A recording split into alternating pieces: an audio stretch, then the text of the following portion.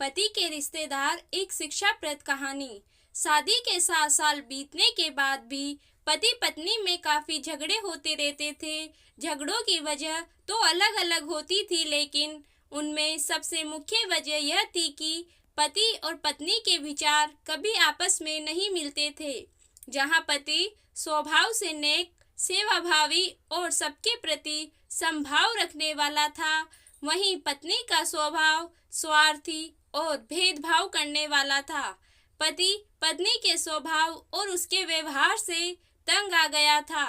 वह हमेशा कोशिश करता रहता कि पत्नी का आचरण और स्वभाव में किसी तरह बदलाव आए।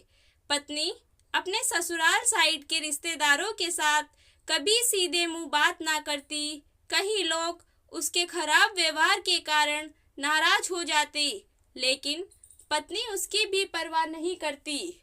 पति को इस बात से काफी दुख होता कि उसकी पत्नी उससे इतनी विपरीत क्यों है। परेशान हो चुके पति ने अब खुद ही परिस्थिति को सुधारने का मन बनाया और एक प्लान बनाया। अगले दिन पति ने पत्नी से कहा, सुनो, कमों में सोच रहा था कि मम्मी पापा, बहन भाई और उनके बच्चों को घर पर इनवाइट कर लेता हूँ। काफी समय हो गया उनसे मिले हुए, इसी बहाने उनसे मिल भी लेंगे और उनके साथ थोड़ा समय बिताने के लिए भी मिल जाएगा। तुम क्या कहती हो? पत्नी के चेहरे से साफ दिख रहा था कि इसे ये आइडिया पसंद नहीं आया, लेकिन उसने पति का मन रखने के लिए बेमन से हाँ कह दिया। पति खुश हो गया और पत्नी को अगले दिन अच्छा खाना बनाने के लिए बोलकर सभी को फोन करके बड़े प्यार से अपने घर आने के लिए न्योता देने लगा। जब पति फोन पर बिजी था तो पत्नी सोच रही थी, ये आदमी भी न अपने फालतू के कामों से बाज नहीं आएगा।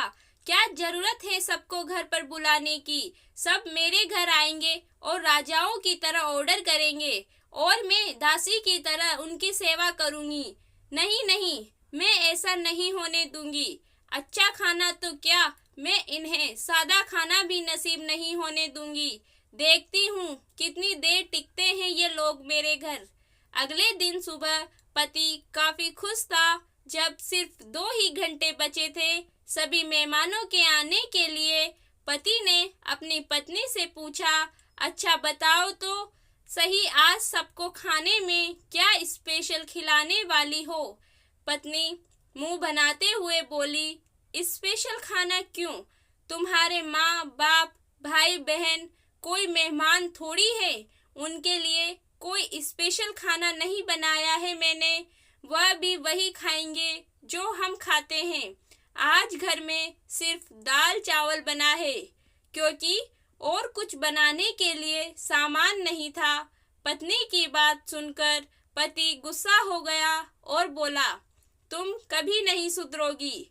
अगर घर में सामान नहीं था तो मुझे एक बार बता दिया होता, मैं बाजार से जाकर ले आता, लेकिन कुछ ढंग का तो खाना बना लेती। अब सिर्फ 1 घंटा बचा है और सभी आने वाले हैं, मैं क्या मुंह दिखाऊंगा उनको? तुम ही रहो यहाँ, मैं तो जा रहा हूँ, उनके जाने के बाद ही वापस आऊंगा। कहकर पति घर के बाहर चला गया। पत्नी को तो तब तक पति की बातों का कुछ फर्क नहीं पड़ा था, जब तक मेहमान घर पर नहीं आ गए।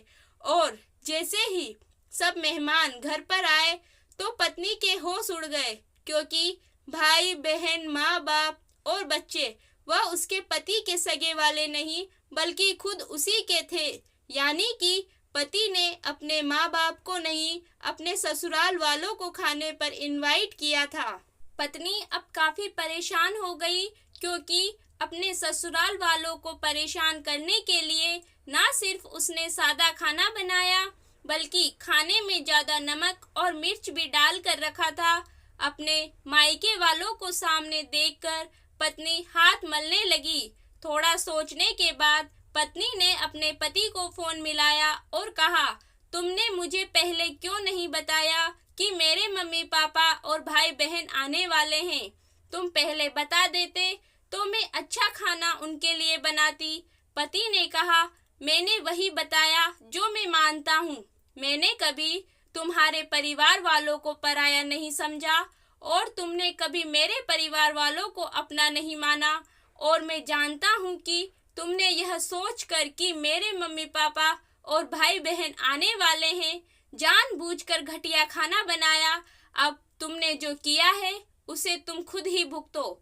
मुझे पता है तुमने मुझे इसलिए फोन किया होगा ताकि बाहर से खाना मंगवा सको, लेकिन मैं ऐसा नहीं करूँगा ताकि तुम्हें तुम्हारे किए की सजा मिल सके।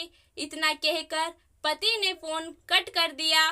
ना चाहते हुए भी पत्नी को अपने मायके वालों को वही खाना खिलाना पड़ा।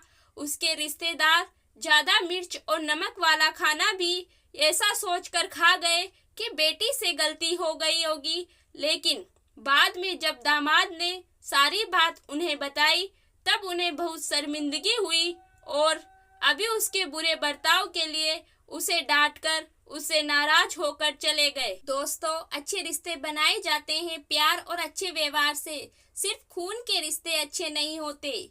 अगर आपको ये कहानी अच्छी लगी हो तो प्लीज़ लाइक करें, शेयर करें और चैनल को सब्सक्राइब